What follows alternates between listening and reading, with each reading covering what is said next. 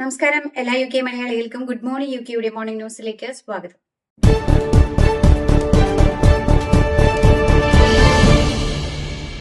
NHS നടത്തുന്ന health ചെക്കപ്പുകളിൽ ഇനി മുതൽ മെനോപോസ് സംബന്ധിച്ച ചോദ്യങ്ങളും ഉൾപ്പെടുത്തുമെന്ന് മന്ത്രിമാർ പ്രഖ്യാപിച്ചു.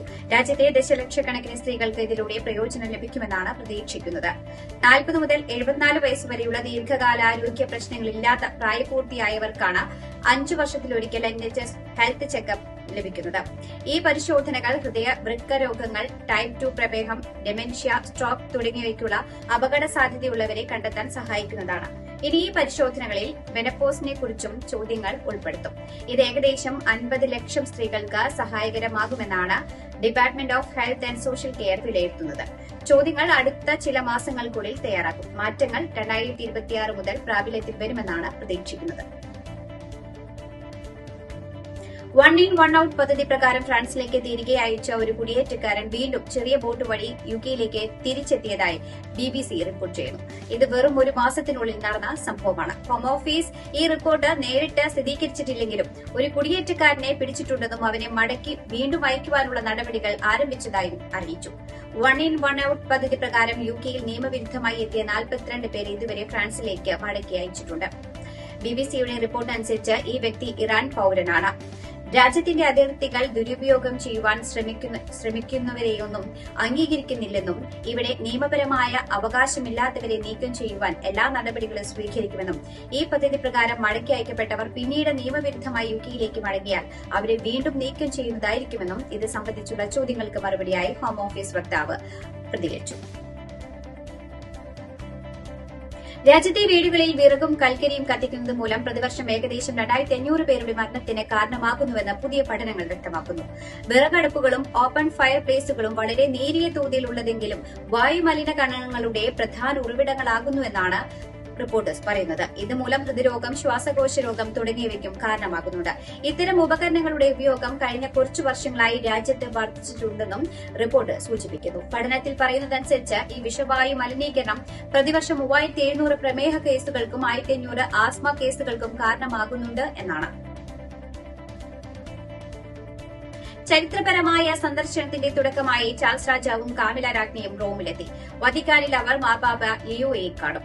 ഇംഗ്ലണ്ട് സഭയും കാത്തോലിക്ക സഭയും തമ്മിലുള്ള ഐക്യത്തിന്റെ പ്രതീകാത്മക പ്രകടനമായാണ് സന്ദർശനത്തെ കാണുന്നത്. രണ്ട് ക്രിസ്ത്യൻ വിഭാഗങ്ങൾ തമ്മിലുള്ള ശക്തമായ ബന്ധം ഊട്ടിയുറപ്പിക്കുക, സംഘർഷം, ഭിന്നത, സ്വേച്ഛാധിപത്യം എന്നിവ പ്രോത്സാഹിപ്പിക്കുന്നവർക്കെതിരായ ഒരു കോട്ട കെട്ടുക എന്നതാണ് രാജാവിന്റെ ഈ സന്ദർശനത്തിലൂടെ ഉദ്ദേശിക്കുന്നതെന്ന് പ്രസ്താവനയിലൂടെ രാജകുടുംബം അറിയിച്ചു. ഇന്നലെ വൈകുന്നേരമാണ് രാജാവ് സിയാംപിനോ വിമാനത്താവളത്തിലെത്തിയത്. അതേസമയം ആൻഡ്രൂ രാജകുമാരനെ ചുറ്റുപറ്റിയുള്ള അഴിമതിയുടെ പശ്ചാത്തലത്തിലാണ് ഈ സന്ദർശനം എന്നതിനാൽ ആൻഡ്രൂവുമായി ബന്ധപ്പെട്ട നെഗറ്റീവ് വാർത്തകൾ രാജാവിന്റെയും മറ്റു രാജകുടുംബ അംഗങ്ങളെയും പ്രവർത്തനങ്ങളെ മറികടക്കുമോ എന്ന ആശങ്കയും നിലനിൽക്കുന്നുണ്ട്.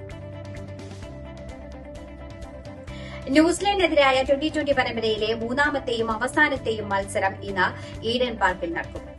3 മത്സരങ്ങൾ അടങ്ങിയ പരമ്പരയെ ആദ്യ മത്സരത്തിൽ മഴ മൂലം ഉപേക്ഷിച്ചിരുന്നു.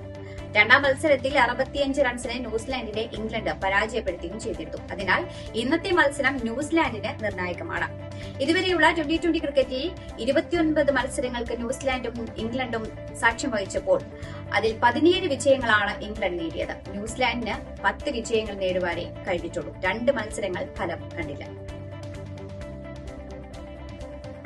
ഹെൽത്ത് സർവീസ് ജേണൽ തയ്യാറാക്കിയ യുകെയിലെ ആരോഗ്യ മേഖലയിൽ ഏറ്റവും സ്വാധീനമുള്ള 50 കറുത്ത വർഗ്ഗക്കാർ, ഏഷ്യൻസ്, ന്യൂനപക്ഷ വിഭാഗക്കാരുടെ പട്ടികയിൽ ഇതാദ്യമായി ഒരു മലയാളി സ്ഥാനം പിടിച്ചു. അയർലൻഡിൽ നിന്നുള്ള NHS foundation trust deputy chief നഴ്സും alliance of senior Kerala nurse സ്ഥാപകനും യുഗ്മ മുൻ നാഷണൽ ജോയിന്റ് സെക്രട്ടറിയുമായ സാജൻ സത്യനാണ് UK മലയാളികൾക്കാകെ അഭിമാനകരമായ ഈ നേട്ടത്തിന് അർഹനായത്.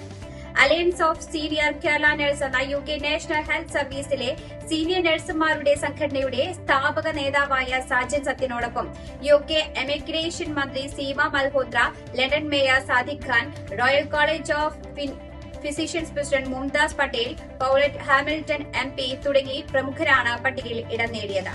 ഭാര്യ അനൂപ് അനൂപ സാജൻ ഡബ്ലിനിൽ രജിസ്റ്റേർഡ് നഴ്സാണ്. എ ലെവൽ വിദ്യാർത്ഥിനിയായ നിയ സാജൻ, 7ാം ക്ലാസ് വിദ്യാർത്ഥി മിലൻ സാജൻ എന്നിവരാണ് മക്കൾ. ലീഡ്സിന് സമീപമുള്ള വെഡ്സ്ഫീൽഡിലാണ് സാജൻ കുടുംബസമേതം താമസിക്കുന്നത്. യുഗ്മയുടെ സഹയാത്രികനും നേതൃനിരയിലെ സജീവ സാന്നിധ്യവുമായ സാജന്റെ അഭിമാനർഹമായ നേട്ടത്തിൽ യുഗ്മ ദേശീയ president advocate Ravi Sebastian, general secretary Jayakumar ദയർ തുടങ്ങിയവർ അഭിനന്ദനങ്ങൾ അറിയിച്ചു. കൂടുതൽ മികവുറ്റ പ്രവർത്തനങ്ങൾ കാഴ്ചവെക്കുവാനും കൂടുതൽ ഉയരങ്ങൾ കീഴടക്കുവാനും സാജന് കഴിയട്ടെയെന്ന് യുഗ്മ നേതൃത്വം ആശംസിച്ചു. UK ഹെറിഫോർഡിൽ മലയാളി കുഴഞ്ഞു വീണ് മരിച്ചു. കോട്ടയം ജില്ലയിലെ ഈരാട്ടുപേട്ടയ്ക്ക് സമീപം ഇടമൊഴി വേലംകുന്നേൽ വീട്ടിൽ സനൽ ആന്റണിയാണ് വിട പറഞ്ഞത്. 41 വയസ്സായിരുന്നു. കഴിഞ്ഞ ദിവസം വൈകിട്ട് 6-ന് ദേഹാസ്വസ്ഥതയെ തുടർന്ന് വീടിനുള്ളിൽ കുഴഞ്ഞു വീഴുകയായിരുന്നു. ഹൃദയാഘാതമാണ് മരണകാരണം എന്നാണ് പ്രാഥമിക നിഗമനം. 2 വർഷം മുൻപാണ് സനൽ യുകെയിലെത്തിയത്. ഭാര്യ ജോസ്മിക്ക് ഹെറിഫോർഡിലെ ഫീൽഡ് ഫാം കെയർ ഹോമിൽ ജോലി ലഭിച്ചതിനെ തുടർന്നാണ് സനൽ കുടുംബവുമായി യുകെയിലെത്തിയത്. സോന, സേറ എന്നിവർ മക്കളാണ്. സനലിന്റെ അപ്രതീക്ഷിത മരണത്തെ തുടർന്ന് കുടുംബത്തെ ആശ്വസിപ്പിക്കുന്നതിനായി പ്രാദേശിക മലയാളി സമൂഹം ഒപ്പമുണ്ട്. സനലിന്റെ മരണത്തിൽ ഹെറിഫോർഡ് മലയാളി അസോസിയേഷൻ അനുശോചിച്ചു. സനലിന്റെ കുടുംബം സീറോ മലബാർ സഭയിലെ അംഗങ്ങളാണ്. സംസ്കാരം സംബന്ധിച്ച വിവരങ്ങൾ പിന്നീട് അറിയിക്കുമെന്ന് അസോസിയേഷൻ ഭാരവാഹികൾ അറിയിച്ചു. സ്വർണ്ണക്കൊള്ള കേസിൽ ശബരിമല മുൻ അഡ്മിനിസ്ട്രേറ്റീവ് ഓഫീസർ മുരാരി ബാബു അറസ്റ്റിൽ ഇന്നലെ രാത്രി 10 മണിക്കാണ് പെരുന്നയിലെ വീട്ടിൽ വെച്ച് ഇയാളെ കസ്റ്റഡിയിലെടുത്തത്. പിന്നാലെ ചോദ്യം ചെയ്യൽ പൂർത്തിയാക്കിയാണ് അറസ്റ്റ് രേഖപ്പെടുത്തിയിരിക്കുന്നത്. കേസിലെ 2ാം പ്രതിയാണ് ഇയാൾ. റെസ്റ്റോറന്റുകളിലെ GST തട്ടിപ്പ് കണ്ടെത്തുവാൻ ഓപ്പറേഷൻ ഹണി ഡ്യൂക്സ് GST തട്ടിപ്പിൽ സംസ്ഥാന വ്യാപക പരിശോധന നടത്തി. 41 റെസ്റ്റോറന്റുകളിലാണ് പരിശോധന നടത്തിയത്. കൊച്ചിയിൽ 9 ഇടങ്ങളിലാണ് പരിശോധന നടന്നത്. ബില്ലിംഗ് സോഫ്റ്റ്വെയറിൽ കൃത്രിമം നടത്തി തട്ടിപ്പെന്നാണ് കണ്ടെത്തൽ. വരുമാനം കുറച്ചു കാണിച്ചും തട്ടിപ്പ് നടത്തിയിട്ടുണ്ട്. കോടിക്കണക്കിന് രൂപയുടെ നികുതി വെട്ടിപ്പാണ് സംസ്ഥാന വ്യാപകമായി കണ്ടെത്തിയത്. ഇന്നലെ വൈകുന്നേരം തുടങ്ങിയ പരിശോധന ഇന്ന് പുലർച്ചെയാണ് പൂർത്തീകരിച്ചത്.